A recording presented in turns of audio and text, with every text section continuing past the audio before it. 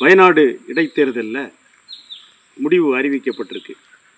பெருவாரியான வாக்குகள் வித்தியாசத்தில் இந்திரா காந்தி அம்மையாருடைய குடும்பத்தைச் சேர்ந்த நம்முடைய பிரியங்கா அவர்கள் வெற்றி பெற்றிருக்கிறார்கள். எதிர்முறையிலே தோற்று போனவன் ஒரு சாமானியன், ஒரு மக்கள் சேவகன், சத்யன் மோக்கோரி, இந்திய கம்யூனிஸ்ட் கட்சியைச் சேர்ந்தவர். முதல்ல இந்தியா கூட்டணி அப்படின்னு ஒரு கதையை கட்டினாங்க இவங்க. அந்த இந்தியா கூட்டணியில் மெயின் பார்ட்னர் காங்கிரஸ்னா, சப் பார்ட்னர் இந்த Marxist party, Communist Party of India. அப்போ ஒரே கூட்டணியில் இருந்துக்கிட்டு கேரளாவில் என்ன பண்ணுறாங்க, எதிரும் புதிருமாக ஒரு நிலைப்பாட்டை எடுக்கிறார்கள். முதல்ல அதுவே அபத்தம். யாரை வீழ்த்த வேண்டும் என்று சொல்லி நீங்கள் இந்தியா கூட்டணியை தொடங்கினீங்க, அது நிறைவேறிச்சா? இல்லை. நீங்கள் ராகுல் காந்தி போன முறை ஜெயிச்சாரு, வயநாட்டில் மிகப்பெரிய பேரழிவு ஏற்பட்டுச்சு. இந்த ஆண்டு தொடக்கத்தில் கிட்டத்தட்ட 800 பேர் மரணித்து போனார்கள் பெருவெள்ளத்தில். எத்தனை நாள் அங்கே தங்கியிருந்தார் நம்முடைய தொகுதியினுடைய நாடாளுமன்ற உறுப்பினர் ராகுல் காந்தி? வயநாட்டில் வாழ்வதிலே ஆதிவாசிகள் அதிகமாக இருக்கிறார்கள். குறிப்பாக கல்பெட்ரா, மானந்தவாடி, சுல்தான் பத்தேரி, வைத்திரி போன்ற பகுதிகளிலே ஆதிவாசிகள் பெருமளவிலே வாழ்கிறார்கள். அந்த ஆதிவாசி குடும்பத்தைச் சேர்ந்த ஒருவன் தன்னுடைய நாடாளுமன்ற உறுப்பினரை பார்க்க வேண்டும் என்று சொன்னால் டெல்லிக்கு வண்டி ஏற முடியுமா? கேரளாவிலிருந்து போனால் பார்க்க முடியுமா? இந்த அம்மையாரை பார்த்து தன்னுடைய குறையை சொல்ல முடியுமா? இதுக்கு முன்னால் அங்கே ஜெயிச்ச இந்த பிரியங்காவினுடைய சகோதரர் எத்தனை முறை அந்த வயநாட்டுக்கு வந்தார் சொல்லுங்க பாப்போம். வெற்றி பெற்று போனார் இல்லையா? எத்தனை முறை அங்கே வந்தார்? உங்களுடைய பாரம்பரிய தொகுதிகள் ஊபியில் இருக்கு. அங்கே ஊபி ஆள்வது பாரதிய ஜனதா கட்சி. யோகி ஆதித்யநாத் தலைமையிலான பாரதிய ஜனதா கட்சி ஊபியை ஆளக்கூடிய நேரத்தில் உங்களுடைய பாட்டி, உங்களுடைய அப்பா, இவர்களெல்லாம் ஜெயிச்சது எங்க? உங்க அம்மா அமேதியிலையும் ரேபரேலையும் தான் உங்களுடைய குடும்ப தொகுதி. நீங்கள் 2 பேரும் அக்காவும் தம்பியும் அங்கே தான் நின்றுக்கணும், நிற்கலை. நீங்கள் எங்கே வர்றீங்க? வயநாட்டுக்கு வர்றீங்க. பக்கத்தில் கர்நாடகா இருக்குது, பிஜேபி ஆண்டுட்டு இருக்கு. அங்கே நில்லுங்க பார்ப்போம். நிற்க முடியுமா உங்களால்? நின்னா தோக்கடிப்பாங்க உங்களை. அதனால் என்ன செய்கிறீங்க? இந்த கேரளாவுக்கு அப்பாவிகள் நிறைந்த வயநாட்டில் என்ன செய்கிறீங்க? கடையை விரிக்கிறீங்க. அதான் உண்மை. போன தடவை இந்த ராகுல் காந்தி ஏற்று நின்னது யாரு? ஆனி ராஜா, ஒரு எளிய தோழி, இந்திய கம்யூனிஸ்ட் கட்சியினுடைய தேசிய செயலாளர் ராஜாவினுடைய மனைவியாகிய அருமை சகோதரி ஆனி ராஜா. அவங்களும் ரோடு ஷோ நடத்தினாங்க. ஆனால் இந்த தேர்தலுக்கு முன்னால் நீங்கள் என்ன பண்ணீங்க? வயநாட்டில் கல்பெட்டாவிலிருந்து, ஹெட் குவார்ட்டர் கல்பெட்டாவிலிருந்து ஒரு ரோட் ஷோ அப்படிங்கிற பேரில் ஒட்டுமொத்த காவல்துறையை கொண்டு குவிச்சு என்ன பண்ணீங்க? ஒரு ரோட் ஷோ நடத்தினீங்க.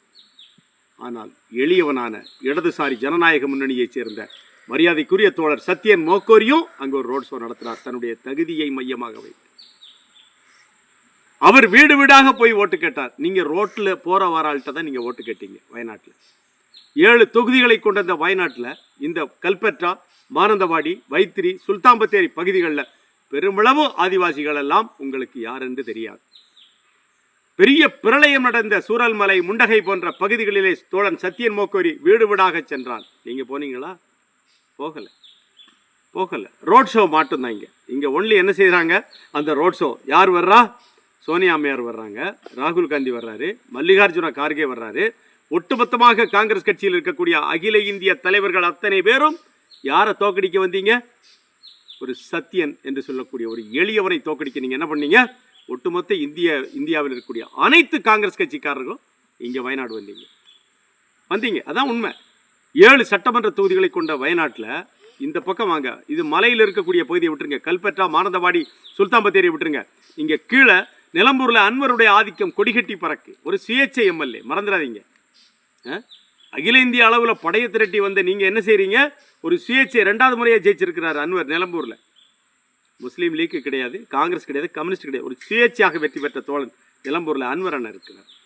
அந்த பக்கத்தில் எரநாடு, திருவம்பாடி, இந்த 7 சட்டமன்ற தொகுதியில் உங்களுடைய பலம் என்னன்னு உங்களுக்கு தெரியும். ஒரு எளியவனை கம்யூனிஸ்ட் கட்சிகள் நிறுத்தி இருக்கும்போது நீங்கள் என்ன பண்ணுறீங்க? ஒரு அகில இந்திய அளவில் பலத்தை திரட்டி கொண்டு பணபலம், மனித பலம், வாக்காளர்களை சென்றடையக்கூடிய அளவிற்கு தொண்டர்கள் பலம் நிறைந்த ஒரு கட்சியால் நீங்கள் என்ன பண்ணுறீங்க? ஒட்டுமொத்தமாக 7 சட்டமன்ற தொகுதியில் என்ன செய்கிறீங்க? பலம் வர்றீங்க. ஆனால் சத்யன் என்ன செய்யலை? எந்த இடத்திலையும் தன்னுடைய நிலைப்பாட்டை விட்டு கொடுக்கலை. இடதுசாரிகளை எனக்கு பிடிக்காது.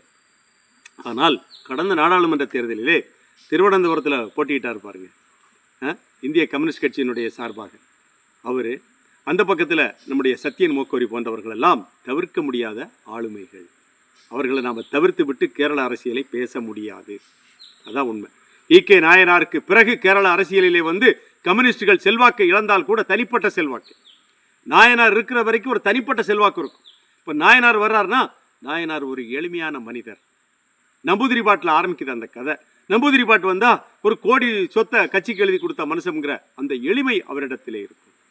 அப்படியே அச்சுதானந்தன் கூட உண்டு, தோழற்ற கூட உண்டு. எங்கேயா பாலக்காட்டில் ரயில்வே ஸ்டேஷனில் உட்காந்துருப்பார் நைட்டு 12 மணிக்கு.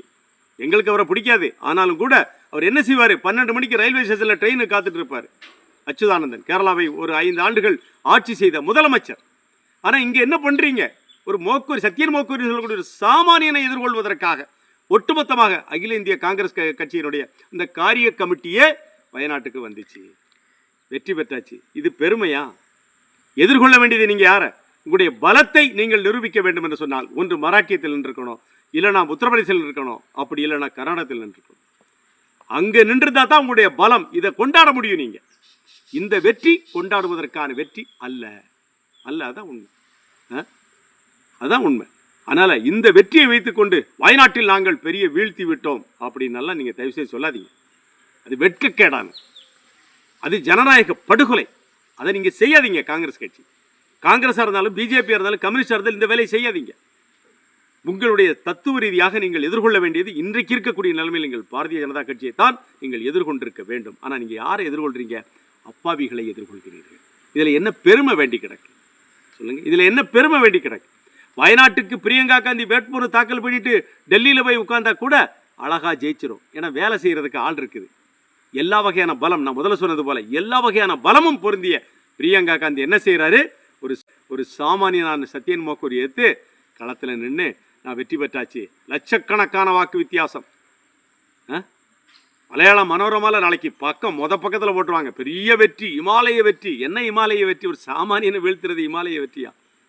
அதிகாரம் அத்தனையும் கையில் வைத்துக் கொண்டு ஒரு சாமானியனை வீழ்த்துவது என்பது இமாலய வெற்றி அல்ல, இமாலய கேவலம். அதான் உண்மை. கேரளாவிலே வயநாட்டில் இருக்கக்கூடிய அப்பாவிகள் என்ன செய்வான்? இப்போ துடிச்சு போயிருப்பான். யாரை போய் பார்க்க முடியும் தன்னுடைய குறையை சொல்வதற்கு? ஏற்கனவே பிரச்சனைக்குரிய பகுதி வயநாடு. கல்பற்றா, மானந்தவாடி, வைத்திரி, சுல்தான் பத்தேரி எல்லாம் இன்றைக்கும் மிகப்பெரிய நிலச்சரிவு அபாயத்தில் இருக்கக்கூடிய ஒரு காலகட்டத்திலே உள்ளூரில் இருக்கக்கூடிய ஒரு எம்பி தான் என்ன செய்வான்? வேலை செய்வான். டெல்லிக்கு போக முடியுமா? ஜந்தர் பந்தருக்கு, ஜன்பத் ரோடு போக முடியுமா? ஜன்பத் ரோட்டில் போயிட்டு நான் வயநாட்டிலேருந்து வந்திருக்கேன், நான் எங்கள் எம்பியை பார்க்கணுன்னு சொல்ல முடியுமா? சொல்ல முடியாது. கேரளாவில் இருக்கக்கூடிய 20 நாடாளுமன்ற தொகுதிகளில் ஒன்றில் தான் கம்யூனிஸ்ட் ஜெயிச்சது, மார்க்சிஸ்ட், ஆலத்தூரில் ராதாகிருஷ்ணன். அதை தாண்டி 19 தொகுதிகளும் உங்களுடைய கைவசம் இருக்கிறது. அதான் உண்மை. ராகுல் காந்தி ஜெயிச்சாரு, சந்தோஷம். ரேபரேலியை விட்டுட்டு வயநாட்டை தக்க வச்சிருக்கலாமே, ஏன் தக்க வைக்கல? தூரம் அதிகம், அவரால் வேலை செய்ய முடியலை. அதான் உண்மை. அவரால் வயநாட்டில் வந்து என்ன செய்ய முடியாது, ராகுல் காந்தியால் வேலை செய்ய முடியாது. அதனால தான் ரேபரேலியை எடுத்தார். 3 மாதம் கூட ஆகலை இடைத்தேர்தல். என்ன வகையான ஜனநாயகம் இது? என்ன வகையான ஜனநாயகம் இது? What is mean by democracy அப்படிங்கிற கேள்வி இங்கே எழுகுது. காங்கிரஸ் ஜெயிக்கணும், பிஜேபி அழியணும், இது எல்லாருடைய மனநிலை என்று சொல்லி சமூக வலைதளங்களில் பரப்பப்பட்டு கொண்டிருக்கக்கூடிய காலகட்டத்தில் நீங்கள் என்ன செஞ்சுருக்கணும்? பிரியங்கா காந்தி, அரசியல் ஆசை வந்துருச்சு உங்களுக்கு, எங்கேயாவது நிற்கணும், ஜெயிக்கணும். நீங்கள் நின்றுக்கலாமே, அமைதியில் நின்றுக்கலாமே. எதுக்கு இன்னொருத்தனுக்கு சீட்டை கொடுத்தீங்க? அமைதியா ரேபரேலியில் உங்கள் சகோதரர் ராகுல் காந்தியும் அமைதியில் நீங்களும் நின்றுக்கலாமே, ஜெயிச்சிருப்பீங்களே. இங்கே எதுக்கு வந்து ஒரு சாமானியனை பலிகடாக்குறீங்க? இங்கே ஆனி ராஜாவோ அல்லது சத்தியன் மோக்கூரியோ இந்த வயநாட்டில் ஜெயிச்சிருந்தா அப்பாவிகளுக்கு என்ன செஞ்சிருப்பான்? வேலை செஞ்சிருப்பாங்க. முதல் பொது தேர்தல், நான் சந்திக்கக்கூடிய முதல் பொது தேர்தல், லட்சக்கணக்கான வாக்கு வித்தியாசத்தில் வெற்றி. பிரியங்கா காந்தி கொண்டாடுவதற்கு எதுவும் இல்லை. அதான் உண்மை. ஆனால் நாங்கள் என்ன நினைக்கிறோம்னா, வயநாடு இடைத்தேர்தல் என்பது சாமானிய மக்கள் தலையிலே இறக்கி வைக்கப்பட்டிருக்கக்கூடிய மிகப்பெரிய இடியாக நாங்கள் நினைக்கிறோம். எங்கேயும் போக முடியாது இனிமே. யாரையா பொறுப்பாளராக போடுவாங்க, வேலை செய்வானா பொறுப்பாளர்? வேலை செய்ய மாட்டான். சம்பந்தப்பட்ட நபர் எம்பியாக இருக்கும் பட்சத்தில் வேலை நடக்கும். அவங்க எம்பி அங்கே இல்லாத போது ஒரு பொறுப்பாளர் போட்டால் பொறுப்பாளர் எந்த வேலையும் செய்ய மாட்டாங்க. அதனால் இந்த வெற்றி என்பது இது ஒரு ஏற்றுக்கொள்ளத்தக்க வெற்றி அல்ல, இது ஜனநாயக படுகொலை.